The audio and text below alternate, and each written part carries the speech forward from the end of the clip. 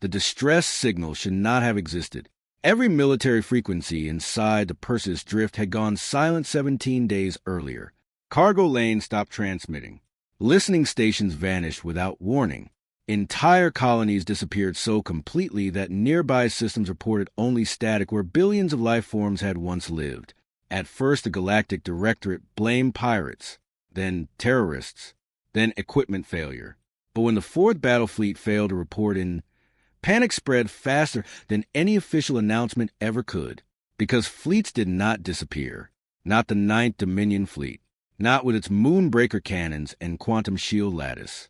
Not with 30,000 trained soldiers aboard ships designed to survive inside stars. Yet now, drifting through the dark beyond the edge of civilized space, one crippled reconnaissance probe was returning home alone, and it was broadcasting human voices.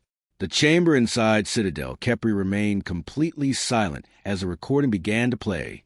Hundreds of representatives sat beneath the cold silver dome of the emergency summit, while distorted static echoed through the darkness. The probe's visual feed flickered violently between interference bursts, but the image eventually stabilized long enough to reveal something impossible. The Ninth Fleet was dead. Massive warships floated broken and hollow across a debris field stretching thousands of kilometers wide. Some had been cut perfectly in half. Others looked as though entire sections had simply collapsed inward.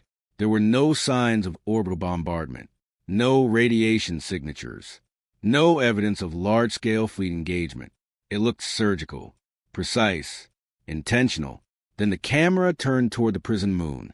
A collective shiver moved through the summit chamber.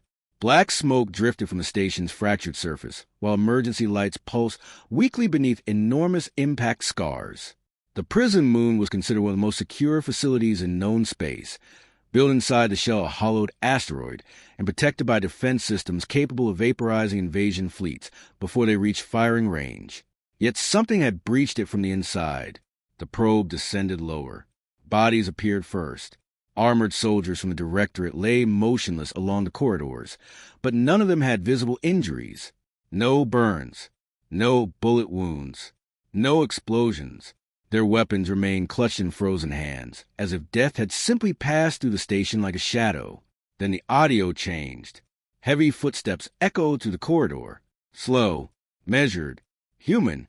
Several delegates recoiled instinctively as figures emerged from the smoke. They wore dark combat armor unlike anything in galactic military databases, smooth and featureless except for faint white markings across the chest plates. Their rifles carried no visible ammunition feeds. Their helmets concealed their faces entirely. But it was not the weapons that terrified the summit. It was the way the humans moved.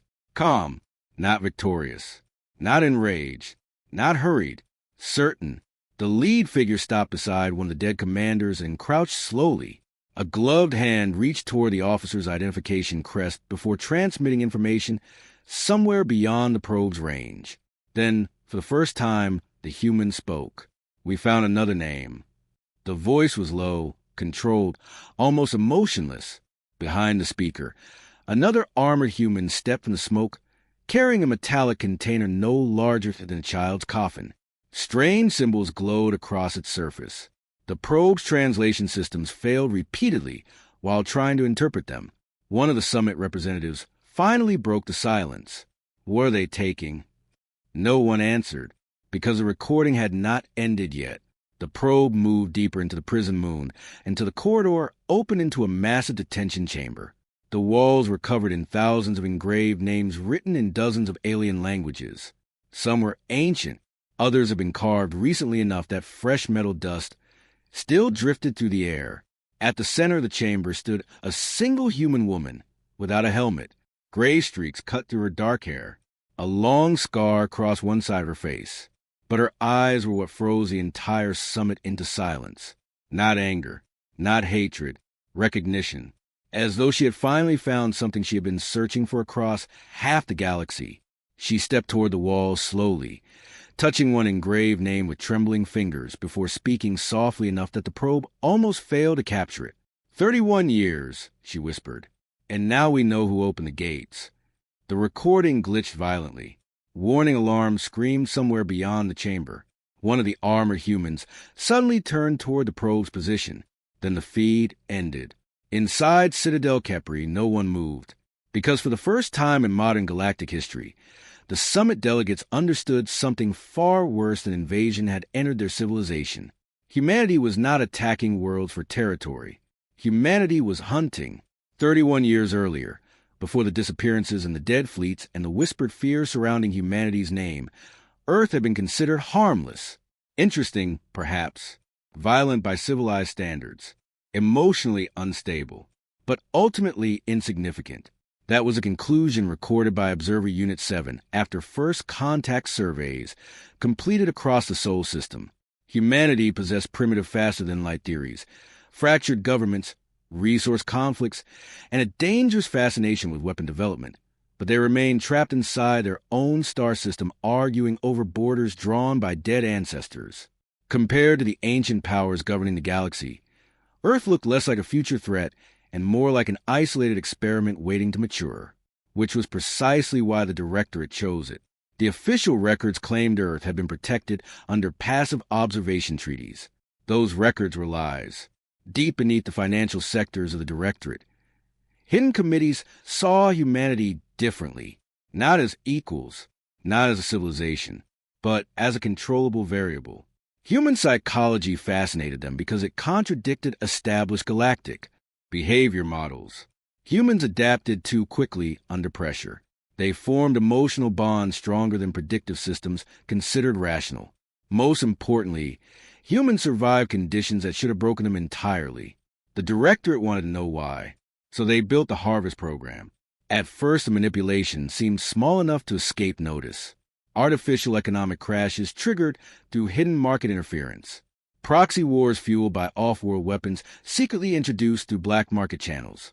Engineered political instability designed to increase global hostility. Alien observers monitored every escalation from cloak stations hidden beyond Earth's moon, while corporations inside the Directorate profited from the endless cycle of conflict below. Humanity never realized someone was steering history. Entire governments rose and fell because invisible hands nudged them toward paranoia. Scientific breakthroughs were delayed deliberately. Resource shortages were manufactured to study social collapse patterns. Even pandemics became opportunities for observation, reports transmitted across the stars by species who viewed suffering as useful data. And every year the reports returned with the same disturbing conclusion. Humans refused to break correctly. According to every predictive model, Earth should have collapsed into permanent tribal warfare within 2 generations. Instead, humanity repeatedly adapted in ways the Directorate could not explain. Disaster accelerated innovation. Scarcity strengthened cooperation. Every attempt to destabilize the species only forced humans to evolve faster. That frightened people, especially Director Vaylor. He stood inside Observation Chamber 12 watching Earth rotate beneath the massive viewing glass, while analysts updated casualty projections from another engineered conflict zone. Millions dead already, billions economically destabilized. Yet the newest report showed human technological growth increasing instead of slowing. Again, Vaylor hated that word. Why are they accelerating? He demanded quietly. The analysts exchanged nervous glances. No one wanted to answer. Finally, one of the younger researchers spoke carefully. Pain appears to unify them over time, Director. That is biologically rational. Yes, sir. Vaylor's expression darkened further as another report appeared across the display. Human medical systems had adapted to a synthetic plague strain nearly 40% faster than predicted. Multiple rival nations had shared research voluntarily despite active geopolitical conflict. Another impossibility. They should hate each other, Vaylor muttered. They do, the analyst replied. But not enough. That answer lingered in the chamber long after the meeting ended. Not enough. The Directorate had spent centuries mastering civilization control through fear, dependency, and division. Every known species followed the same pattern eventually. Pressure created obedience. Survival instinct overpowered moral resistance. History proved it repeatedly across thousands of worlds. Except Earth refused to stay predictable. Humans mourned differently, fought differently, learned differently. And somewhere deep inside classified directorate archives, hidden beneath layers of restricted access protocols, a terrifying possibility slowly began taking shape. What if suffering was making humanity stronger? The first official warning came from senior observer Mara Vance. Unlike most directorate officials, Liara spent years studying humanity directly from covert ground installations scattered across Earth. She watched human rescue workers enter collapsing cities to save strangers. She watched rival soldiers risk execution to protect civilians from biological weapons. She watched ordinary people sacrifice themselves during disasters with no expectation of reward. None of it matched galactic behavioral science. The final report she submitted to the Directorate Council carried a threat designation normally reserved for extinction-level species. Do not escalate human pressure conditions. The Council laughed at her. One member openly asked whether she had gone native after prolonged exposure to human emotional instability. Another suggested humans merely possess a delayed collapse threshold that future pressure would eventually overcome. Liara disagreed, violently. You think they are weak because they feel fear, she told the council during her final presentation. You misunderstand what fear does to humans. Fear does not stop them. It focuses them. The chamber dismissed her concerns anyway, because by then the Harvest program had become too profitable to abandon. Entire industries depended on human conflict projections. Weapons manufacturers sold experimental technologies through manipulated proxy networks on Earth. Pharmaceutical corporations tested adaptation responses during engineered outbreaks. Intelligence factions used humanity to simulate large-scale psychological warfare models. Earth had become the galaxy's laboratory, and no one noticed the experiment was watching back. The discovery happened accidentally. A human deep space monitoring array detected gravitational distortions near Jupiter inconsistent with known physics. At first, scientists believed it was sensor corruption. Then military agencies intercepted encrypted transmission echoes hidden inside solar radiation patterns. Someone was observing Earth. Panic spread quietly through the highest levels of human intelligence networks. Governments that barely trusted each other suddenly shared classified information behind closed doors. Hidden observatories began searching for the source of the anomalies, while covert operations raced to contain public awareness. That should have been impossible, too. The Directorate believed humanity, too, divided to cooperate globally. But humans had started noticing a pattern. Wars appearing at convenient moments. Economic collapses with identical structures. Political extremism spreading unnaturally fast across unrelated nations.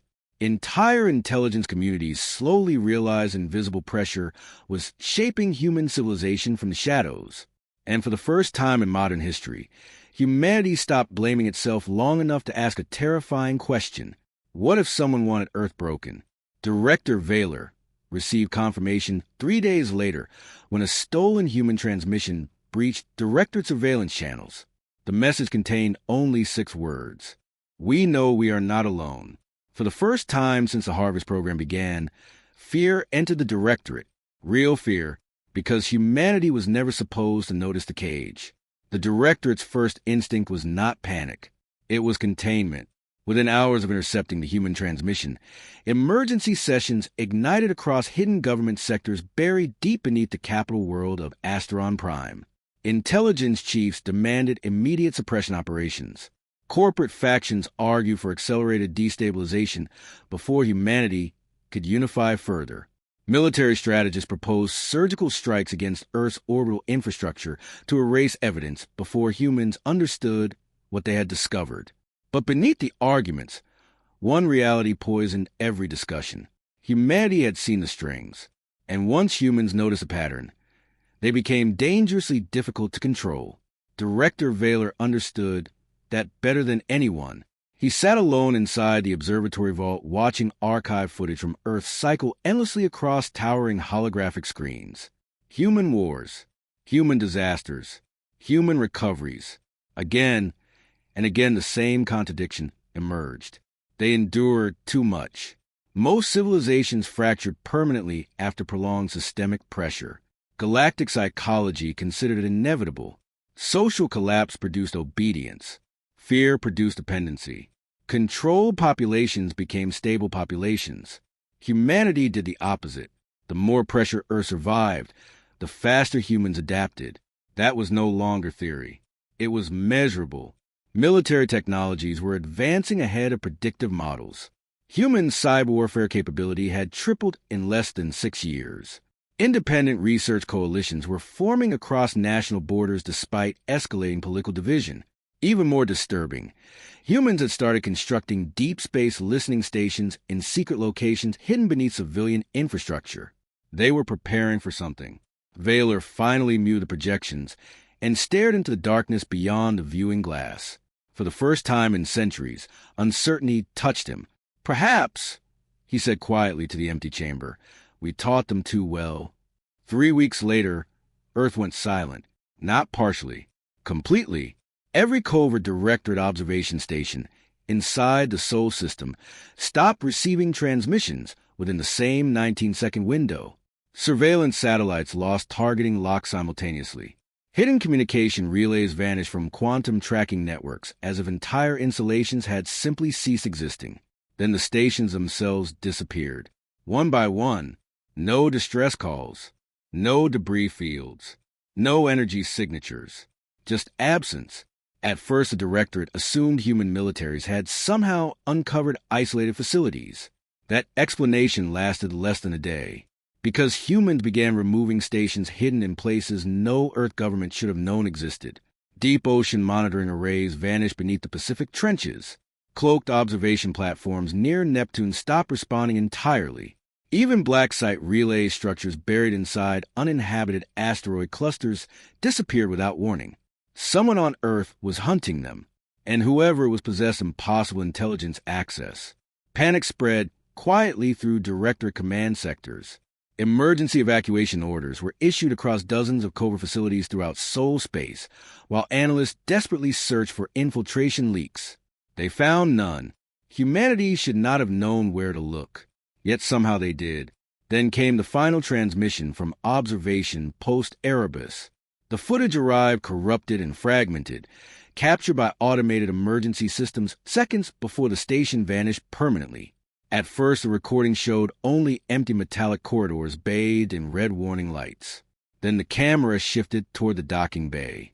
The entire chamber had been breached, not exploded. Cut.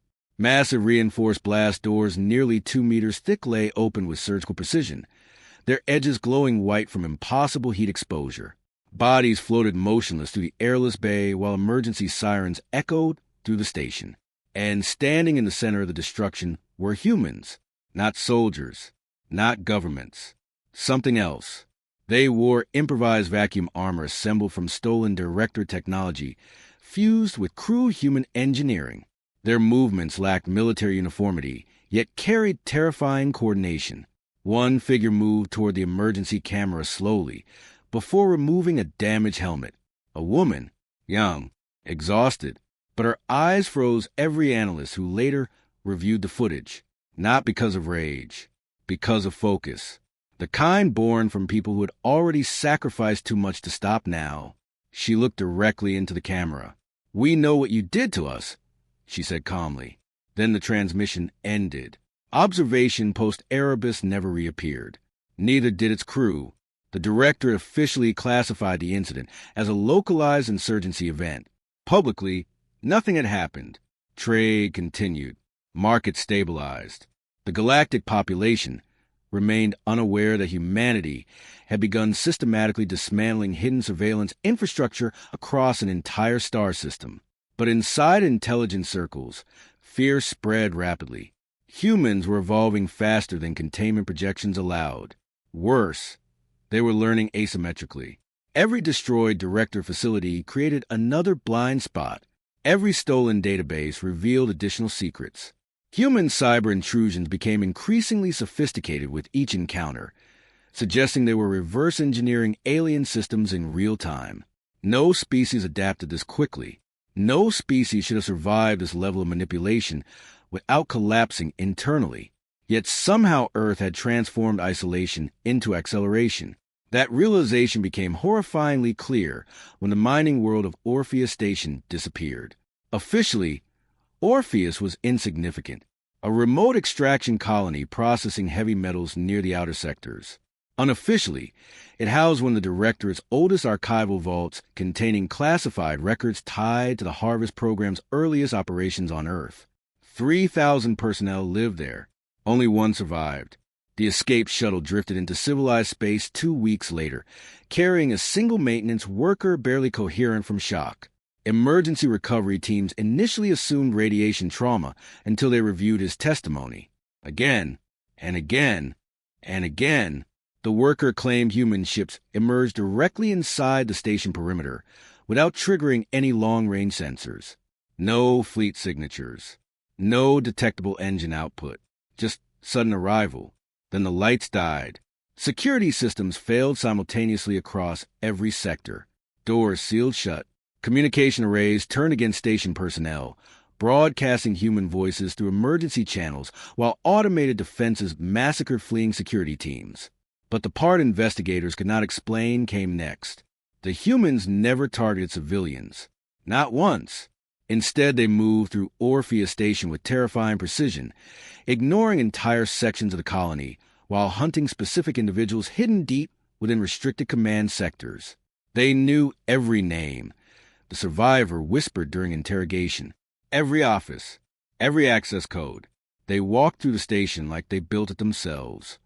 The final moments before his escape replayed endlessly across Director intelligence networks afterward.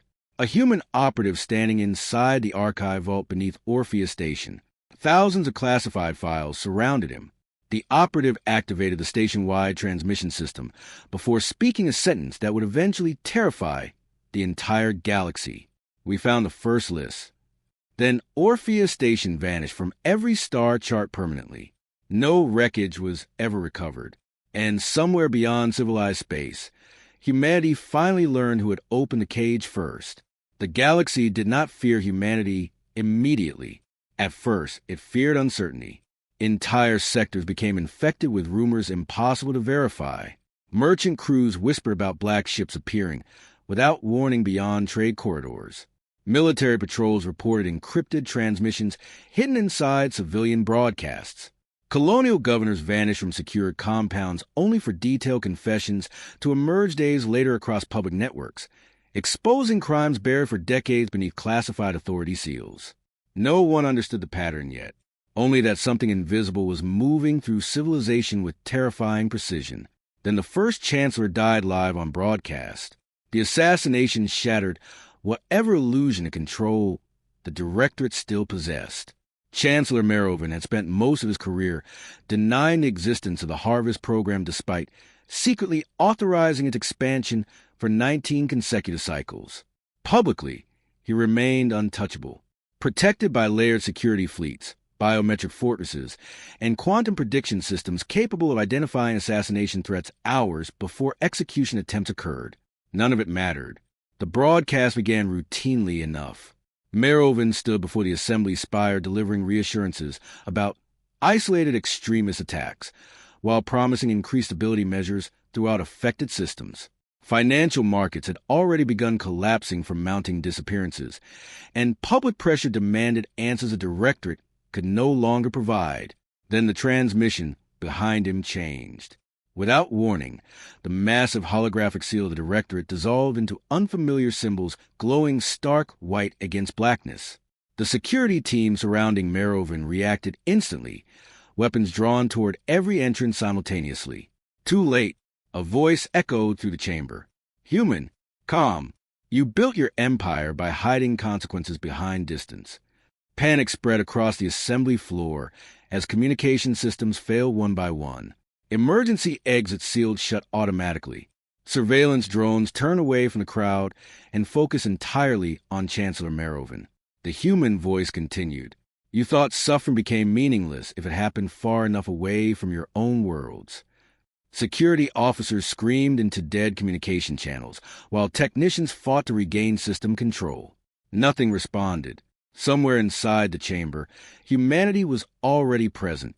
Mara Vance finally lost composure. "You cannot win this war," he shouted desperately toward unseen attackers. "The Director controls thousands of systems." A brief silence followed. Then came the response that echoed across the galaxy for years afterward. This was never war. The lights died for exactly 4 seconds. When illumination returned, Chancellor Mara Vance was gone. Not killed, gone.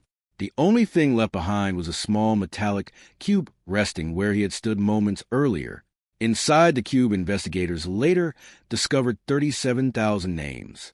Every civilian casualty connected to one directorate-funded conflict on Earth. The message attached to the archive contained only one sentence. You called them acceptable losses. That was the moment fear became something worse. Recognition. Because for the first time, the galaxy realized humanity was not attacking randomly. Every operation carried purpose. Every disappearance connected to buried crimes most citizens never even knew existed. Humanity was not destroying worlds for conquest. Humanity was exposing them. And exposure spread faster than armies ever could. Over the following months, classified records began appearing across public networks throughout civilized space. Secret economic manipulations, artificial famines engineered for profit margins, proxy wars manufactured by directorate corporations. Entire populations discovered their governments had orchestrated suffering for generations while blaming rival species for the consequences. Civil unrest exploded everywhere, not because humanity attacked civilians, because humanity forced civilizations to see themselves clearly. Director authority fractured almost overnight. Some systems declared martial law, while others collapsed entirely beneath mass protests and internal rebellion. Military commanders refused orders after discovering their own governments had sacrificed colonial populations during controlled resource crises. Intelligence agencies turned against one another trying to contain the leaks spreading through every network simultaneously.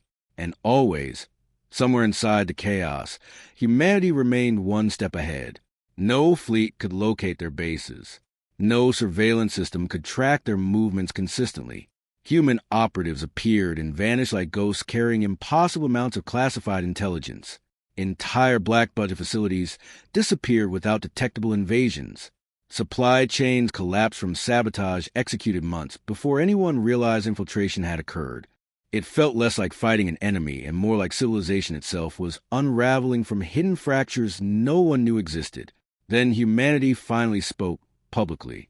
The transmission interrupted every major communication network across the core system simultaneously. Emergency signal overrides failed instantly as millions of screens shifted toward the same image. A human woman standing inside a dark chamber lined with names. Not military insignias. Not tactical displays.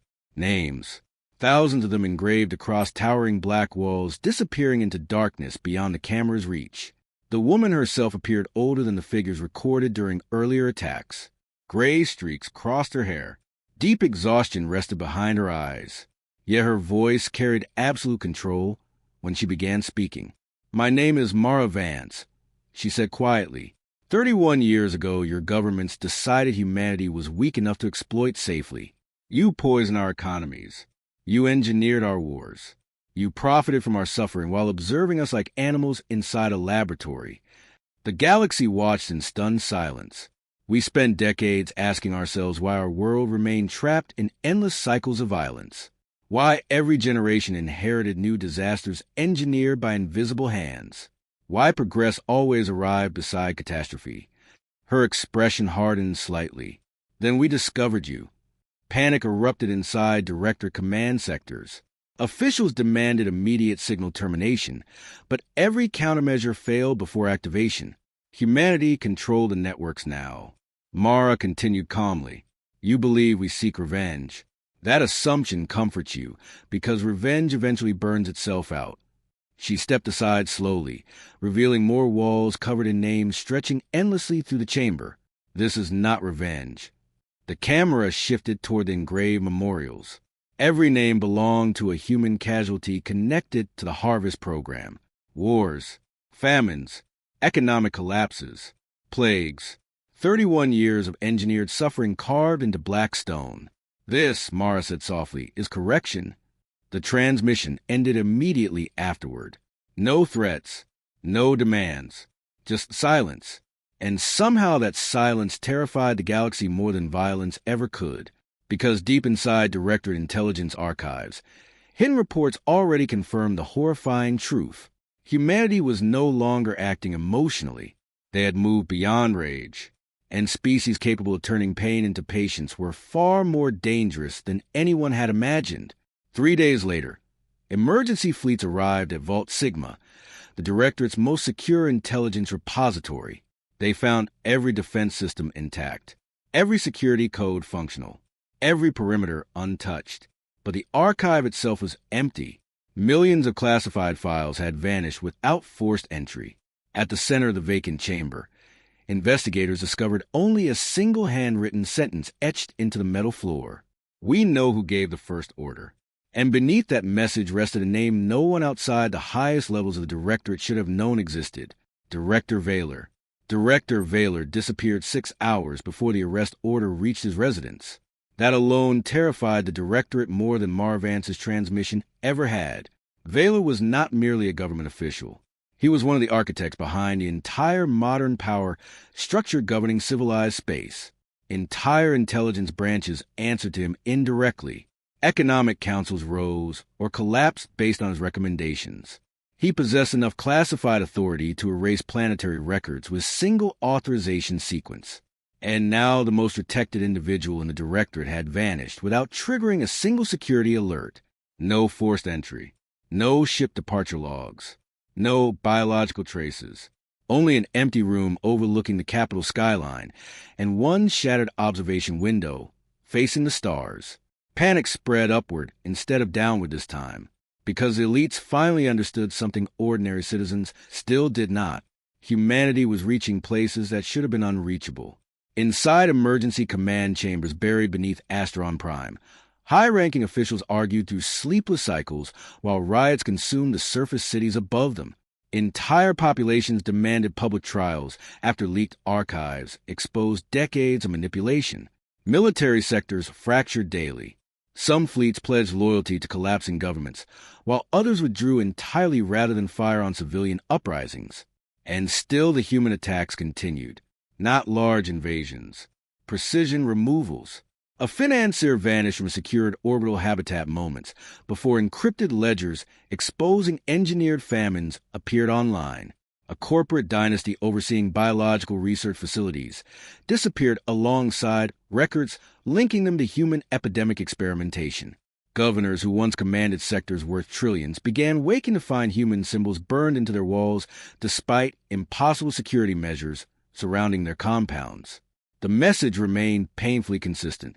We know what you did, but behind closed doors, a deeper fear began spreading among the Directorate's oldest members. Humanity knew too much, far too much.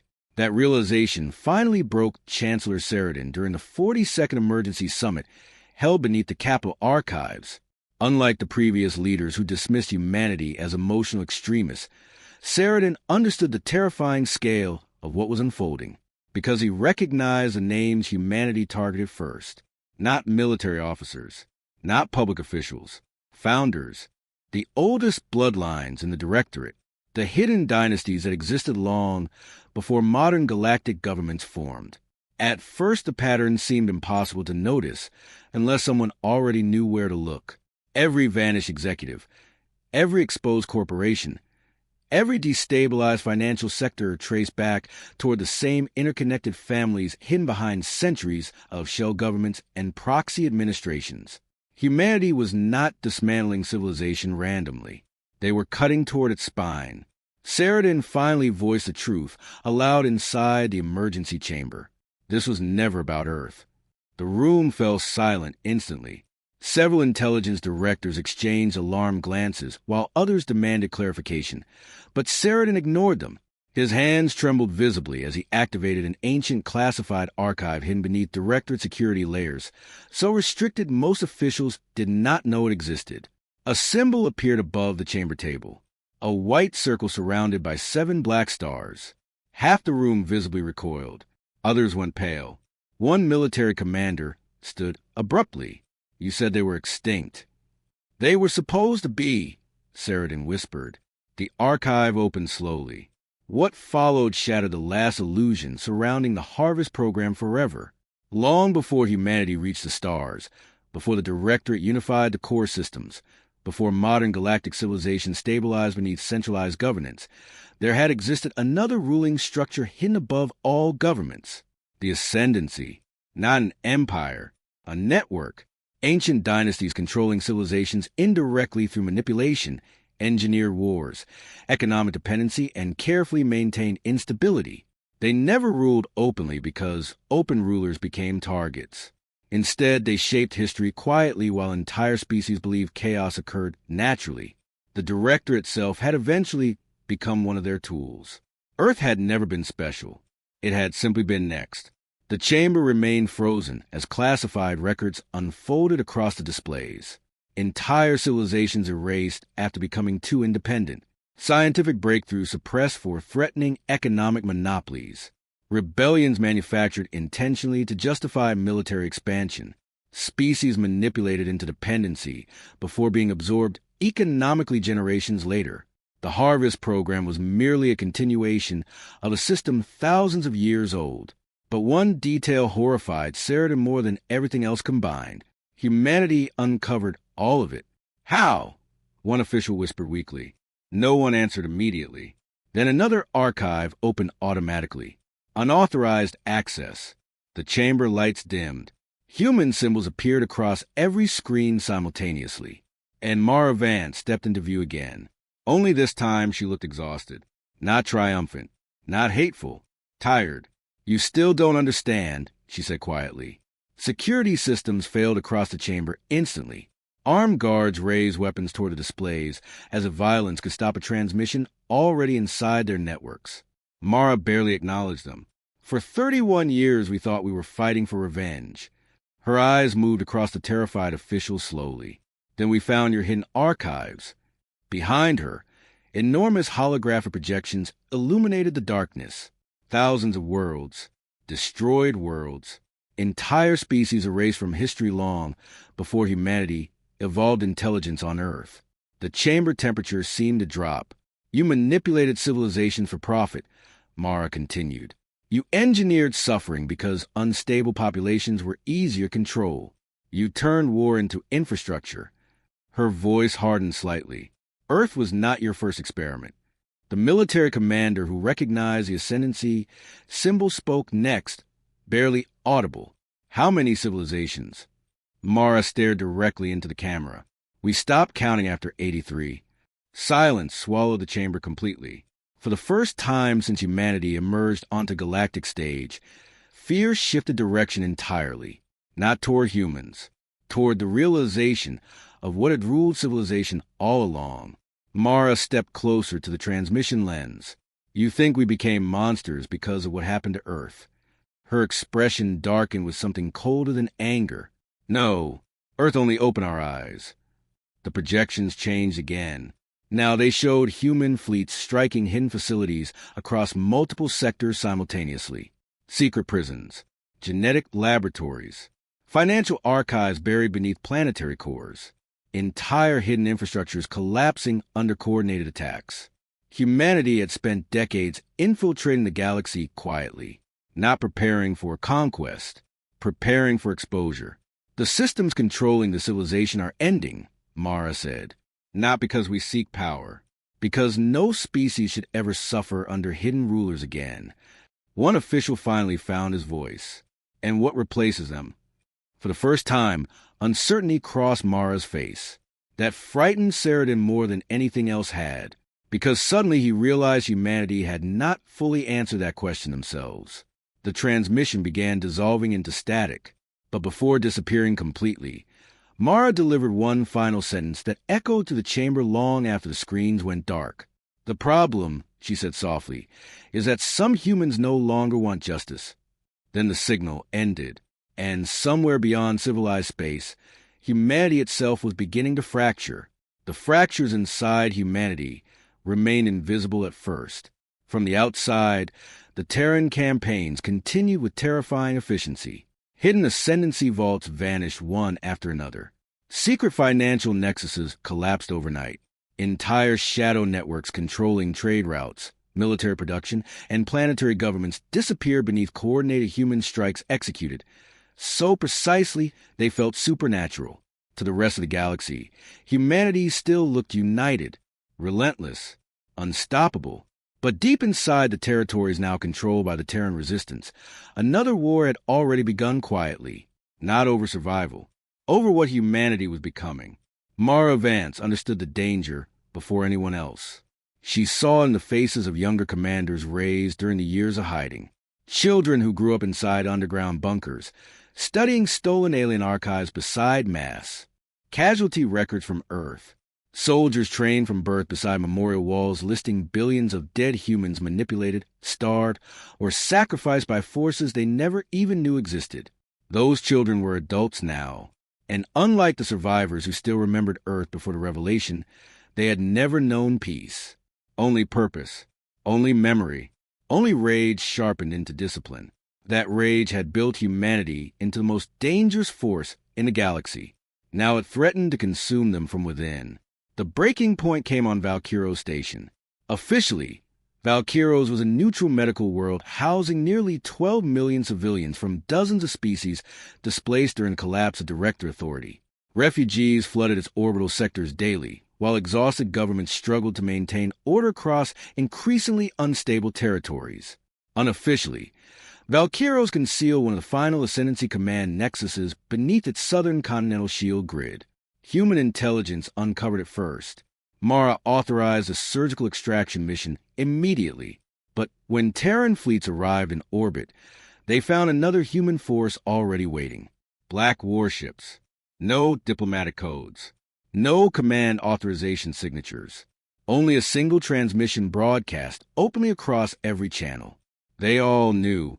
The message came from Commander Elias Rhine, and half the Terran fleet froze upon hearing his name. Rhine had once been one of humanity's greatest war heroes, a survivor from the early Sol conflicts, architect of the infiltration campaigns that dismantled entire directorate sectors without mass civilian casualties. Soldiers across human territories practically worshipped him, which was precisely why Mara went pale the moment his face appeared across the bridge displays, because she recognized the look in his eyes. He no longer saw civilians, only complicity. The ascendancy hid among these species for centuries, Rhine declared calmly. They profited from Earth's suffering. They enabled the machine whether they understood it or not. His expression never shifted. There are no innocents left inside systems built on our dead. Mara immediately ordered all fleets to stand down. Rhine ignored her completely. The attack began 32 seconds later. Valkyros Station burned.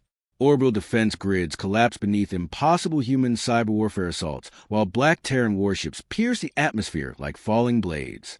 Entire refugee sectors vanished beneath precision bombardments, targeting ascendancy infrastructure hidden beneath civilian population centers. But the civilian casualties were catastrophic. Millions died in less than an hour. Across the galaxy, species who had slowly begun viewing humanity as liberators watched in horror as emergency broadcasts filled every network. Burning hospitals.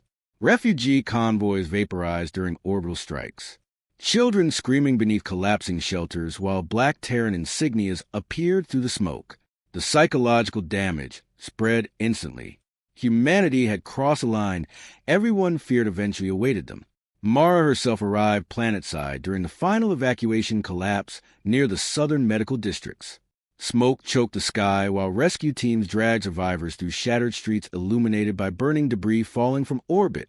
And everywhere she looked, she saw Earth. The same chaos, the same terror, the same helpless civilians caught between powers too enormous to stop. A young alien medic grabbed her armor desperately beside a collapsed transit rail.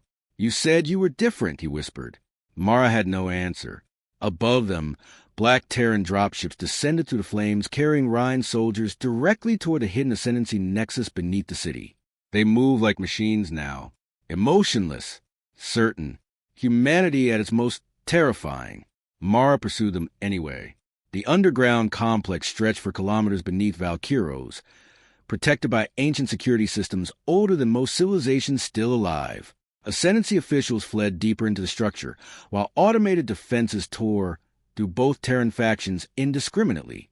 Then Mara finally reached the central archive chamber and discovered why Ryan abandoned restraint entirely. The walls were covered in recordings. Human recordings. Millions of them. Children dying during engineered famines. Families torn apart by manipulated wars. Entire human cities collapsing beneath disasters secretly orchestrated by ascendancy intervention programs. Every atrocity documented clinically by observers studying adaptive resilience patterns across Earth. The ascendancy had archived human suffering like scientific entertainment. Ryan stood motionless before the recordings when Mara entered. "You should have destroyed this place quietly," he said without turning around. Mara stared at the walls in horror. Some recordings dated back centuries. Human pain cataloged generation after generation by creatures who never viewed Earth as alive enough to matter. "We expose them," Mara whispered shakily. "We don't become them." Ryan finally faced her. "And what happens after exposure?" he demanded. "Trials? Apologies? Another system rises wearing different symbols while billions stay dead." His voice darkened. "No, Mara. They taught us the only truth this galaxy respects." He gestured toward the recordings surrounding them. "Fear." The chamber shook violently as distant explosions echoed through the collapsing complex. Ascendancy evacuation ships attempted emergency launches from beneath the city, while both Terran factions fought above them across burning skies. Mara realized then how far humanity had drifted. The Resistance believed memory would save civilization. Ryan believed memory should punish it forever, and millions were beginning to agree with him. The worst part was that Mara understood why. A nearby console suddenly activated automatically. Ancient symbols illuminated across the chamber walls, while a hidden transmission emerged from deep inside the Ascendancy archives, not directed toward humanity, toward something else, something sleeping. Ryan's expression changed instantly. For the first time in years, uncertainty touched him. "What is that?" Mara asked. The archive answered before he could. Autonomous purge network activated. Galactic correction protocol resumed. Then, across dozens of star systems simultaneously, ancient war machines buried for thousands of years awakened beneath the galaxy. The first world died 7 minutes after the purge network awakened. No warning preceded it. No fleet signatures appeared on long-range scans. No diplomatic channels activated. One moment, the industrial planet of Kilos Prime functioned normally beneath crowded orbital traffic lanes, and the next its northern hemisphere split open beneath a column of white light visible from 3 neighboring systems. Billions watched the footage spread across emergency networks in real time. Entire oceans evaporated instantly. Cities vanished without explosions, erased so completely they resembled shadows burned into the planet itself. Refugee vessels trying to escape orbit disintegrated mid-flight as ancient defense constructs emerged from beneath Kilos Prime's crust for the first time in recorded history. The Purge network had not been designed to win wars. It had been designed to reset civilizations. And according to the hidden Ascendancy archives, it had already done so before. Panic consumed the galaxy faster than any invasion could have achieved.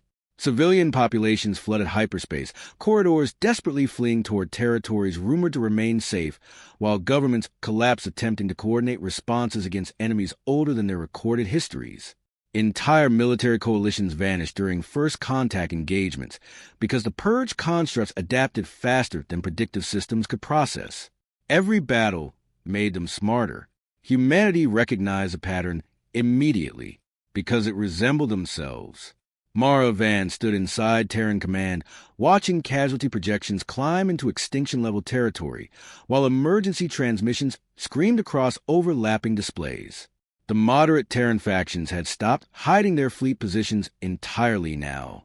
Survival mattered more than secrecy, but survival required something humanity no longer possessed. Unity. Commander Elias Ryan had vanished after Valkyros. Half the Terran military vanished with him. Entire strike groups stopped responding to resistance command structures, while Black Fleet signatures appeared near collapsing refugee sectors across the outer systems. At first, Mara feared Ryan intended to continue the retaliation campaigns independently. Then the first intercepted broadcast arrived. The footage showed Ryan standing inside the ruins of an abandoned Ascendancy fortress, while dozens of species crowded behind him. Refugees, survivors, civilians. Protected civilians. The Purge network doesn't care about guilt, Ryan said grimly into the recording. It erases civilizations indiscriminately. If these machines spread, everything dies. Mara replayed the transmission 3 times, searching for deception. She found none. That unsettled her more than betrayal would have. Because for the first time since Earth's awakening, Elias Ryan sounded afraid. The truth emerged slowly through Capture Ascendancy archives recovered during the chaos. Thousands of years earlier, the Purge network had been created as civilization insurance. Whenever galactic societies grew unstable enough to threaten Ascendancy control, the machines activated selectively, annihilating entire regions before survivors rebuilt under carefully managed systems. The Ascendancy never ruled through power alone. They ruled through controlled collapse. Humanity's war had triggered the safeguard accidentally. Now extinction approached faster than anyone could stop it. Yet even facing annihilation, humanity itself continued breaking apart. Inside resistance territories, support for Ryan surged daily. Billions of traumatized humans who lost families during the early years viewed compromise as weakness. They saw the Purge network as proof the galaxy itself had always been rotten beyond repair. And buried beneath that rage lay another horrifying truth. The archive. For decades, the living memory system had preserved every human casualty connected to the Harvest program. Names, histories, evidence, crimes. Humanity built it to ensure no atrocity vanished into forgotten history again. But the archive had evolved. Every recovered Ascendancy database fed into it. Every captured intelligence system expanded it further. Over time, the archive became more than memorialization. It became a complete map of galactic guilt stretching across centuries. Ryan intended to weaponize it. Mara finally learned how aboard the hidden station Erebos Theta, after tracing unauthorized signal bursts through abandoned relay sectors. The station drifted silently inside a shattered nebula, while Black Terran fleets guarded its perimeter with enough firepower to level continents. No one stopped Mara from boarding. That frightened her immediately. The corridors inside Erebos Theta felt wrong. Too quiet, too orderly. Human soldiers moved with disciplined precision through dimly lit command sectors lined by holographic casualty records stretching endlessly across the walls. Millions of names flowed through the darkness like rivers of ghosts. Human names, alien names, entire species cataloged together. At the center of the station, Mara finally found the archive core, and Elias Ryan waiting beside it. The structure towered through the chamber, like a living machine woven from light itself. Endless streams of information pulsed beneath transparent surfaces, while voices echoed faintly through the air. Recorded memories layered atop one another until grief itself seemed alive. Mara stared upward in horror. "What did you do?" Ryan's expression remained exhausted rather than hostile. "I finished it." The displays surrounding the archive shifted instantly. Psychological profiles, government structures, historical grievances, species-wide trauma patterns. Mara slowly realized what she was seeing. "The archive can predict conflict," she whispered. "It can create it," Ryan corrected quietly. "The Purge network adapted through destruction. Ryan intended to destroy it through civilization collapse. By transmitting the complete archive publicly across every system simultaneously, he would expose every hidden atrocity, every buried genocide, every manipulated war across galactic history, all at once. Entire species would turn against themselves overnight beneath the psychological weight of inherited guilt and suppressed rage. Civilization would implode faster than the Purge machines could spread, and from the ashes, humanity would rebuild something new, something honest. Mara stepped backward slowly. "You're going to burn the galaxy down." Ryan finally looked angry. "They burned us first." The chamber trembled as distant alarms echoed through the station. Purge fleets had entered the nebula perimeter earlier than projected. Black Terran forces moved immediately toward defensive positions, while evacuation warnings spread across command sectors. Yet Ryan barely reacted. "Heavy casualties are inevitable now," he said quietly. "The only question left is what survives afterward." Mara stared at him in disbelief. When did revenge become more important than people? Ryan's answer came instantly. When Earth died. Silence settled heavily between them. For a moment, Mara saw not a monster, but a man who had spent 31 years carrying memories too heavy for any human being to survive intact. Then the archive pulsed suddenly. Warning glyphs illuminated across the chamber. Unauthorized historical correlation detected. Mara frowned. What correlation? The archive answered by projecting new files across the air. Human military operations. Terran civilian casualties. Suppression campaigns executed during the retaliation years.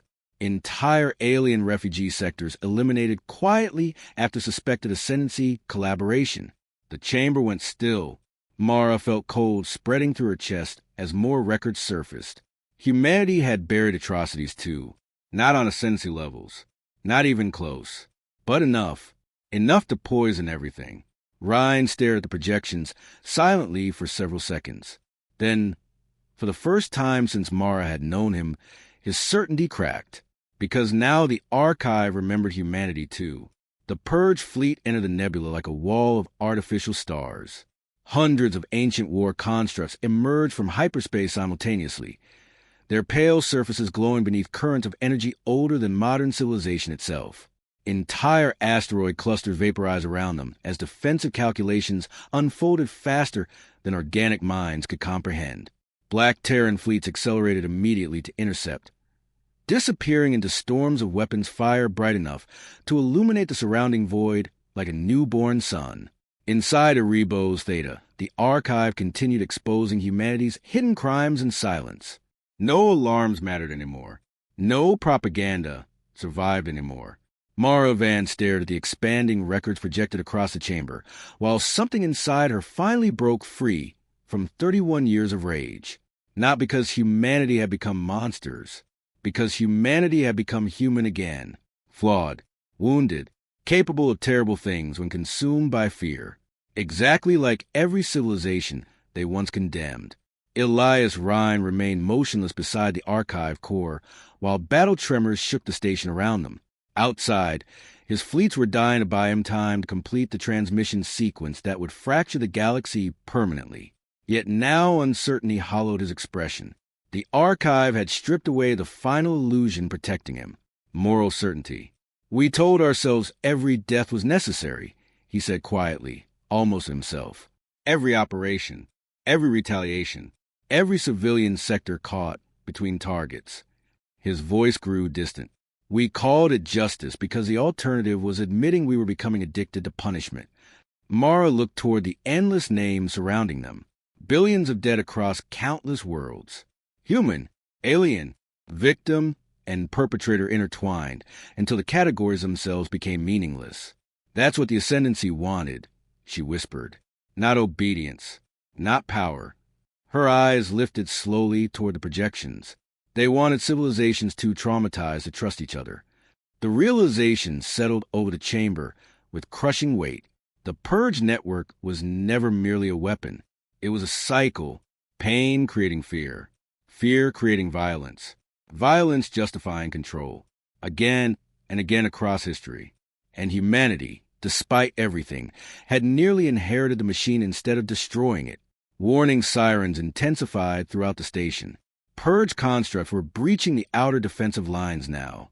One by one, Black Terran fleet markers vanished from tactical displays, while emergency evacuation protocols activated automatically across surviving sectors.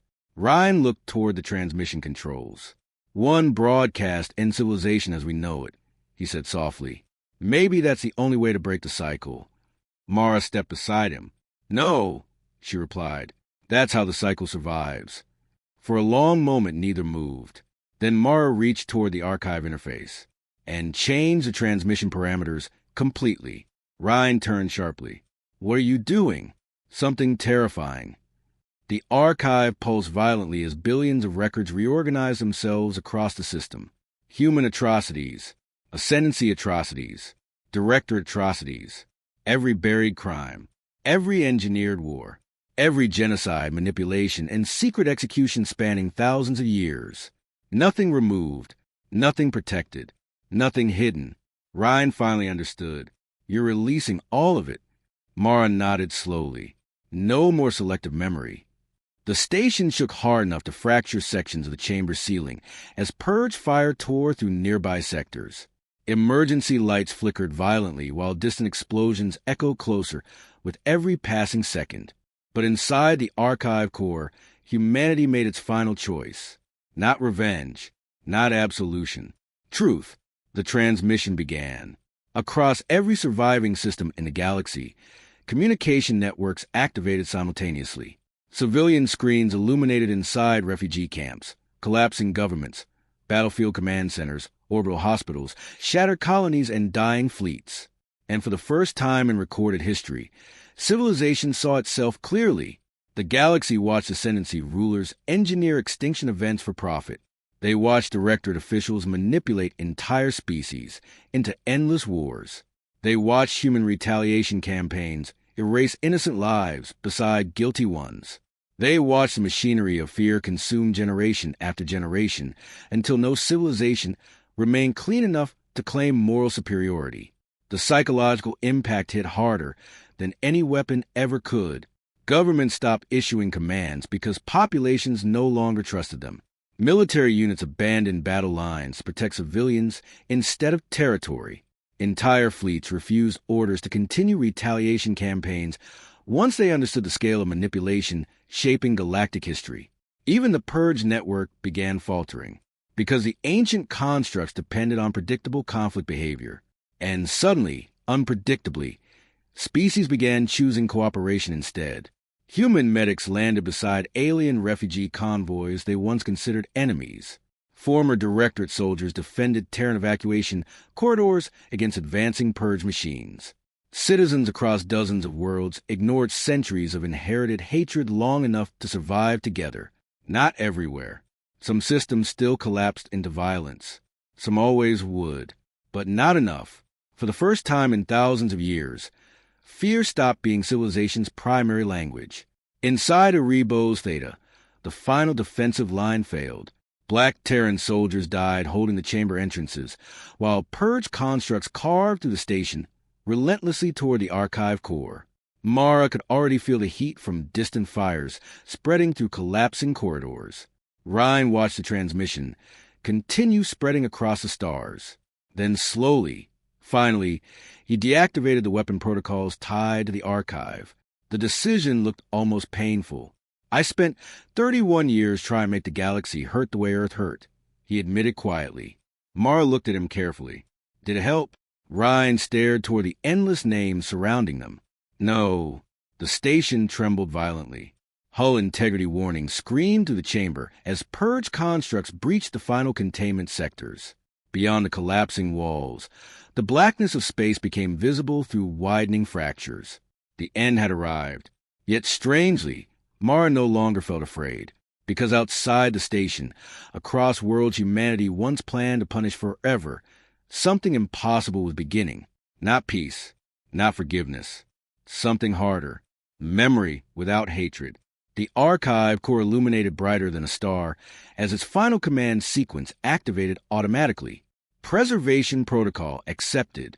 Historical erasure permanently disabled. Then Erebos Theta disappeared in white light.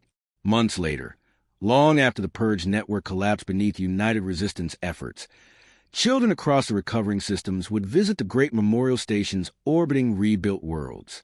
Inside those stations lived the archive, not as a weapon, as a warning. Every name remained there forever. Human, alien, victim, monster, hero, all remembered equally. And across the galaxy, civilizations would teach future generations the same lesson humanity learned too late. The dead become dangerous when history forgets them.